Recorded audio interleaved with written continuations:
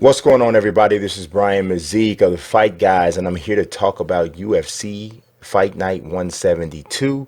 And we're in the prelims. We are going through every single fight. We are powered by Fight TV, and these odds are presented by Bet Online. Minus 124 favorite Darren the Damage Elkins over Nate the Train Landwehr. He's a plus 104 underdog.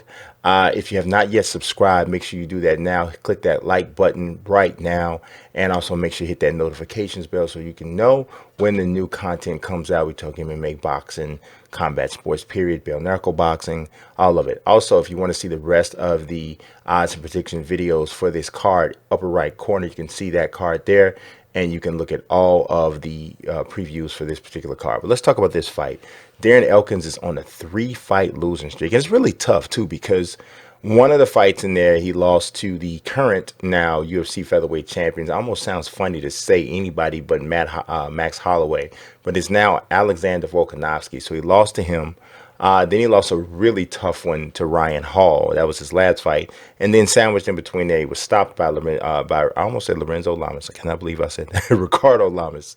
If he was stopped by Lorenzo Lamas, that would be a whole nother situation. So, but he's on a 3-fight losing streak. But everybody knows that Darren Elkins comes to scrap every single time. He may look the least like a professional mixed martial artist of just about everybody in the whole promotion, but he is that guy. Nate Landwehr had his UFC debut, was knocked out by a vicious knee from Herbert Burns, is actually the brother of Gilbert Burns.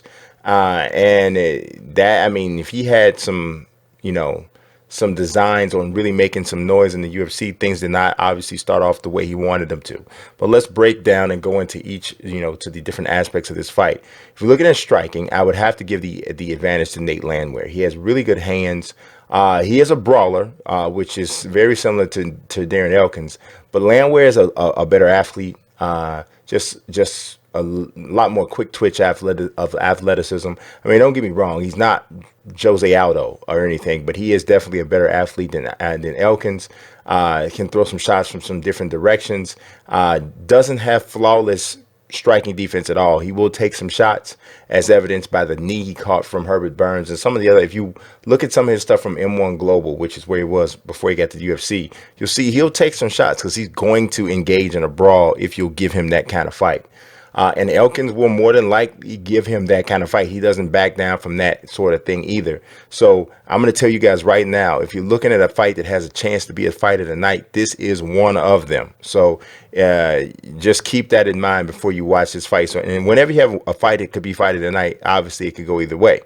Let's talk about the grappling, because as I said, I do think that Nate Landwehr has an edge in striking. In grappling, I would go with Darren Elkins. Darren Elkins is very slick on the ground. As you can, I don't know if you guys remember one of his best, probably the biggest win of his career, or one of them. He beat Mirsad Bektic when Mirsad Bektic was supposed to really be that guy. He got battered early in that fight. Bektic really gassed out. Elkins was able to take advantage of it. He ended up getting a TKO victory, but a lot of that was done by him being able to out-grapple entire Bektic out on the ground. He also submitted Michael Johnson via choke, and as we can see the last card on Wednesday, Michael Johnson is definitely susceptible to the submission. And so there are people Darren Elkins has had some pretty significant wins in his career. He's had a long, pretty strong career, 24-8 overall. Now he is 35 years old. He's actually going to be 36 a day before, actually the day of the fight. So his birthday is on Saturday. So he'll be fighting on his 36th birthday, which is pretty significant. And the next month, Nate Landwehr turns 32. So he definitely does have the edge from an age standpoint. I don't know that that's definitely going to matter, especially on the ground. So much technique is there. And I just think Elkins is just better down there. Nate Landwehr is more of a scrapper and a scrambler, but not so much as skilled and slick on the ground as Elkins. So I would give Elkins the advantage when it comes to grappling. So let's talk about intangibles.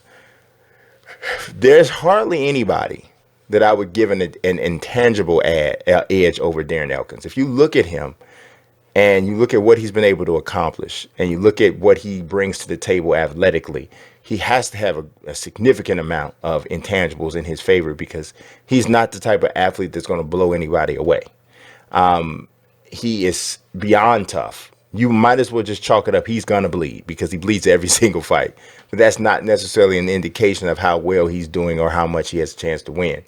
Landwehr is a guy who appears to be very confident, but you got to wonder if some of that confidence is shaken the way he lost his last fight. So I don't know where his headspace is in coming into this fight, but I do know that Darren Elkins is on a 3-fight losing streak, and he certainly cannot afford to drop to 4 losses in a row. That is that really nasty place that nobody wants to be. Matter of fact, this is the first time ever in Elkins' career that he's lost consecutive fights. So he had never lost back-to-back fights before he lost to Lamas after Volkanovski, let alone 3 in a row. Last fight he lost to Ryan Hall. So he's in uncharted territory, could come out even more desperate than normal. So it's going to be interesting where that lands. So let's talk about my overall prediction. I kind of went back and forth on this one. I see that Elkins is the favorite, but I thought about, Nate Landwehr winning because I feel like he is a better striker. But that's not where I'm going.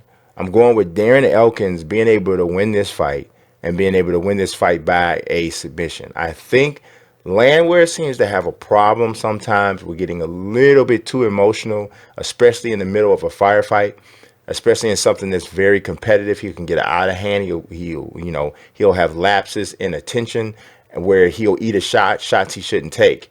If he has those lapses when this fight is on the ground with Elkins, he's gonna get submitted. And I think that's what we're gonna see. I think Darren Elkins wins this fight via 2nd-round submission. It'll be either a rear naked choke or a guillotine, but I think he will submit Nate Landwehr and get this victory and get off of his losing streak. So I'm interested in hearing what you guys have to say. Make sure you hit that comment section up. And as I said, don't forget to subscribe, like the video, and click the notifications bell. As always, I appreciate you watching. God bless and peace.